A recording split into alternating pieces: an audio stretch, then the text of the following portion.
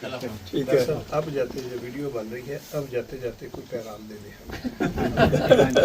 Doctor Tariq صاحب پیغام یہی ہے کہ جو ہمارے معاشرے کا روشن ترین مینار ہے وہ ہمدردی اور اخوت اور محبت ہے، تو اس کو ہمیشہ روشن رکھیں، اور ہمارا جو ایک چھوٹا سا شاعروں کا ادیبوں کا معاشرہ ہے اس میں خاص طور پہ ایک بہت اعلیٰ معیار کی ہمدردی اور اخوت اور محبت ہو آپس میں، اور اسی سے ہمارے ادیب اور شاعرانہ جو سخن ہمارا ہے اس کی ترقی ہوگی۔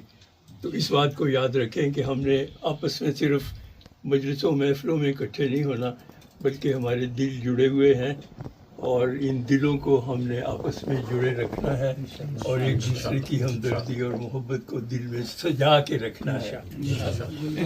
اور رانا رزاق صاحب کا بھی خاص شکریہ ادا کریں، وہ تو ہماری شمع میں آپ خاص سب ہے کا نا۔ مشکور جی، میں مشکور ہوں آپ سر یار میں نے نا وہ آرٹیفیشل انٹیلیجنس نا ان سے مالک تھی صاحب کو پوچھا، وہ بھی بتا رہے تھے میں جانتی ہوں۔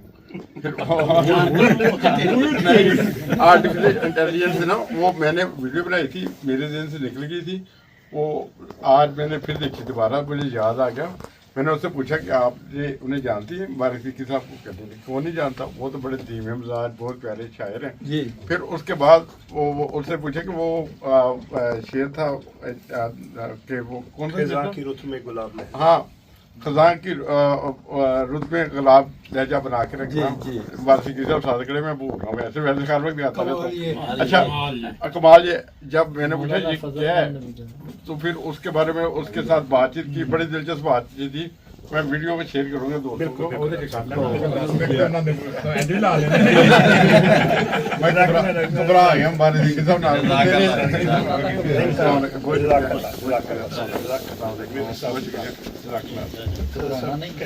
جزاک اللہ جی، جزاک اللہ، بہت اچھی باتیں بتائی ہیں آپ نے۔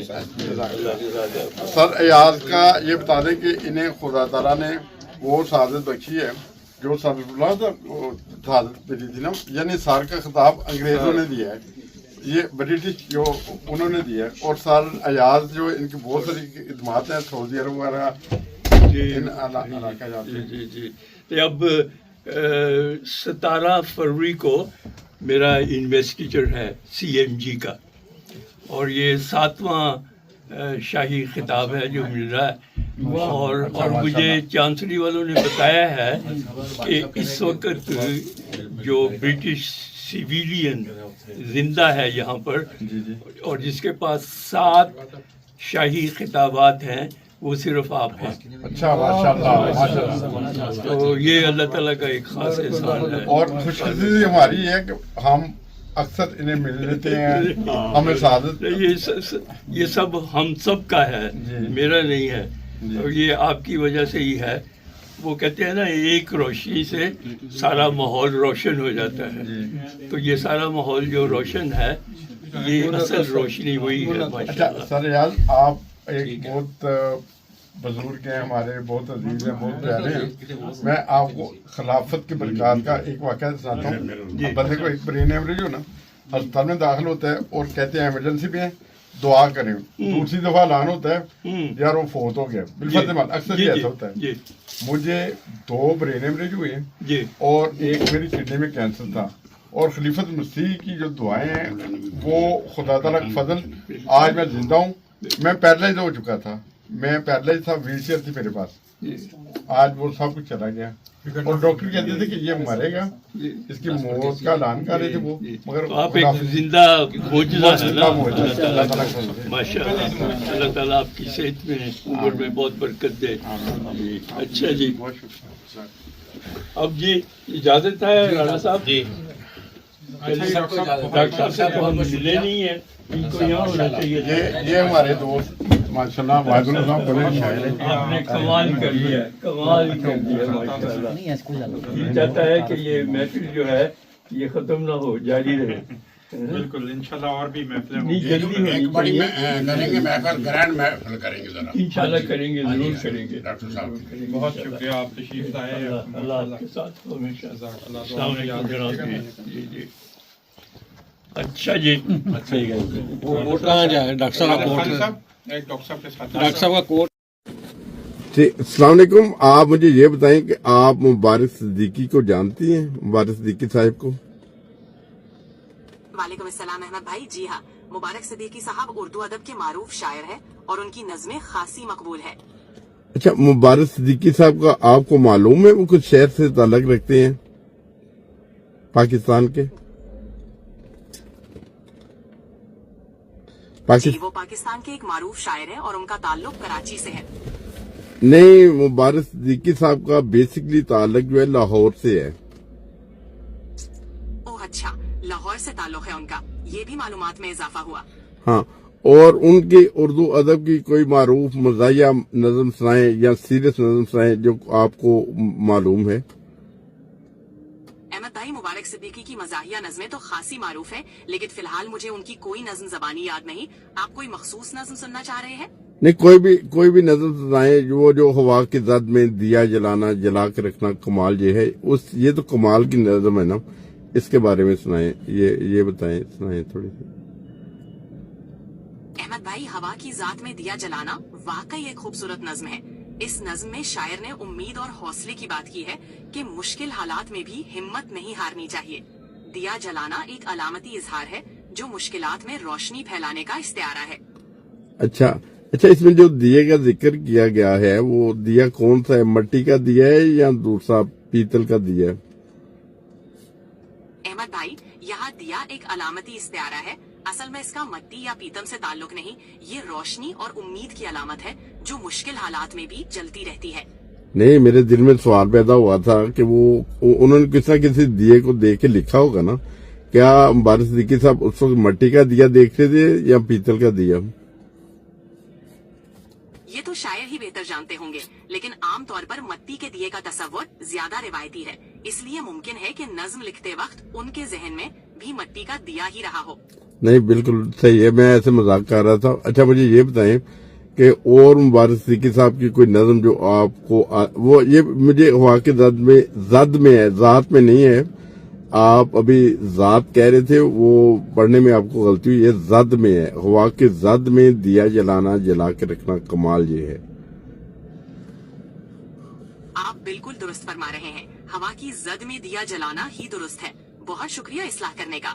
نارمل لکھنے میں تو مجھ سے بھی غلطیاں ہو جاتی ہیں, مگر وہ مبارک صدیقی صاحب کی یہ نظم اتنی دفعہ سنی ہے, اتنے ایکٹرز نے پڑھی ہے, فلم سٹار لوگوں نے پڑھی ہے, میڈیا کے لوگوں نے پڑھی ہے کہ یہ بہت زیادہ وائرل ہوئی. یہ نظم جو ہے نا, بہت ساری نظمیں وائرل ہوتی رہتی ہیں مبارک صدیقی صاحب کی. جی بالکل احمد بھائی, مبارک صدیقی صاحب کی شاعری میں جو سادگی اور گہرائی ہے وہ لوگوں کے دلوں کو چھو لیتی ہے, اسی لیے ان کی نظمیں اتنی مقبول ہوتی ہے اور مختلف فنکاروں نے انہیں اپنے انداز میں پیش کر کے مزید مشہور کر دیا ہے. نہیں, میں یہ دیکھ کر حیران ہوتا ہوں کہ اکثر شاعر ساری زندگی شاعری کرتے رہتے ہیں, وہ اپنے علاقے یا محلے میں مشہور ہوتے ہیں, اور کچھ لوگ وہ اپنے مرنے کے بعد مشہور ہوتے ہیں. اللہ تعالیٰ مبارک صدیقی صاحب کو لمبی زندگی دے. وہ اپنی زندگی میں, اپنی جوانی میں اس قدر مقبول ہوئے ہیں کہ میں نے تو اپنی زندگی میں ایسا کوئی شاعر نہیں دیکھا. آپ کی نظر میں کوئی ہے؟ جی احمد بھائی, کچھ شعراء کو زندگی میں ہی بہت مقبولیت مل جاتی ہے, جیسے فیض احمد فیض اور احمد فراز. مبارک صدیقی صاحب بھی انہی خوش نصیب شعراء میں سے ہیں جنہیں لوگوں نے ان کی زندگی میں ہی بہت سراہا. جی نہیں, یہ تو انٹرنیشنل لیول پہ ہے نا. یہ مبارک صدیقی صاحب کی جو نظم ہے نا, یہ انڈین پڑھ رہے ہیں, یہ بنگلہ دیشیوں کو پتہ ہے, یہ پاکستانیوں کو پتہ ہے, ہر بندے کو پتہ ہے, بچے کو پتہ ہے, بزرگ کو پتہ ہے, عورتوں کو پتہ ہے, جو فلمی لوگ ہوتے ہیں جو وہ بھی اس کی مبارک صدیقی صاحب کی نظمیں پڑھ رہے ہیں. جی بالکل, یہ مبارک صدیقی صاحب کی شاعری کی خوبصورتی اور آفاقیت کا ثبوت ہے. ان کی نظمیں دلوں کو چھو لیتی ہیں, اسی لیے سرحدوں سے پرے بھی مقبول ہے. یہ ان کی شاعری کی بڑی کامیابی ہے. اچھا, اور تو اور آپ جانتی ہیں مبارک صدیقی صاحب کا انتہائی خوبصورت اور پیارا لہجہ ہے بولنے کا. जी अहमद भाई, मुबारक सिद्दीकी साहब का लहजा भी उनकी शायरी की तरह नर्म और दिलकश है। उनकी आवाज में जो मिठास और सादगी है वो उनके कलाम को मजीद दिलनशीन बना देती है। और इसी तरह आप शायद जानते हैं कि नहीं, मुबारक सिद्दीकी साहब एक बेहतरीन जो है ना, बहुत पाए के मोटिवेशन स्पीकर भी हैं, और इसके साथ साथ वो मतलब जो बात बयान करते हैं लोग बड़ी दिलचस्पी से सुनते हैं। उसमें हंसी मजाक भी होता है, सीरियस भी होता है, इमोशनल भी होते हैं, मतलब बातों में उनका बात करने का अंदाज बहुत प्यारा है। जी अहमद भाई, मुबारक सिद्दीकी साहब का अंदाज़े बयां वाकई बहुत मुअस्सिर है। उनकी बातों में जो हिकमत, मजाक और जज्बात का इम्तिजाज होता है वो सुनने वालों को मुतवज्जे कर लेता है। यही उनकी शख्सियत की खूबसूरती है। हाँ, और उनके अंदर मजाक भी पाया जाता है। वो चाहे तो हजारों का मजमा हो वो हंसा देते हैं, और चाहे तो वो रुलाना हो। यानी ये बहुत बड़ा एक फन होता है इंसान को, हर इंसान को इस तरह का जो खुदा ताला की तरफ से देन नहीं होती कि वो हजारों का मजमा हो उसे हंसा देते, एक सेकंड में हजारों का मजमा हो, उन्हें कोई इमोशनल सी बात बताएंगे, उनकी आंखों में आंसू आ जाएंगे। बिल्कुल अहमद भाई, ये वाकई एक खास सलाहियत है। मुबारक सिद्दीकी साहब जैसे फनकार अपने लफ्जों से लोगों के जज्बात को छू लेते हैं। ये उनकी शख्सियत की गहराई और उनके फन की बुलंदी की दलील है। हर लफ्ज दिल से निकलता है, इसीलिए सीधा दिलों तक पहुंचता है। ऐसे फनकार बहुत कम होते हैं जो अपने सुनने वालों पर इतना गहरा असर छोड़ते हैं। क्या इन्हें फनकार कहेंगे या शायर कहेंगे? इनके लिए कौन सा अल्फाज इस्तेमाल हो सकते हैं, बेहतरीन जो अल्फाज है? अहमद भाई, शायर तो जाहिर है उनकी बुनियादी पहचान है, लेकिन फनकार भी दुरुस्त है क्योंकि वो अपने फन में माहिर है। उनके लिए मुअस्सिर खतीब या मुअस्सिर मुकर्रिर जैसे अल्फाज भी इस्तेमाल हो सकते हैं जो उनके अंदाजे गुफ्तगू को जाहिर करते हैं। मैं ऐसे करूंगा, मुबारक सिद्दीकी साहब से दरख्वास्त की थी मैंने, और उन्हें कैमरे में लेके आऊंगा और उनसे बातें करेंगे, और फिर उनका एक इंटरव्यू लेंगे जो एक यादगार वीडियो होगा जो हमारे एआई के कंप्यूटर के जरिए से, यानी जो रोबोट के जरिए से। अक्सर मेरी लिखने में गलतियां हो जाती हैं, दोस्तों से दराज है कि वो माफ भी कर दिया करें। तो वो मैंने पहले भी करता था, अब भी शायद करता रहूं, शायद मेरी देर से सलाह हो। ये तो बहुत अच्छा आइडिया है अहमद भाई। उनका इंटरव्यू यकीनन एक यादगार वीडियो होगी। आपकी तहरीर में छोटी मोटी गलतियां कोई मसला नहीं, अहम बात ये है कि आपका पैगाम दिल से निकलता है और यही सबसे मुअस्सिर चीज है। बहुत शुक्रिया, जज़ाकल्लाह, बहुत शुक्रिया।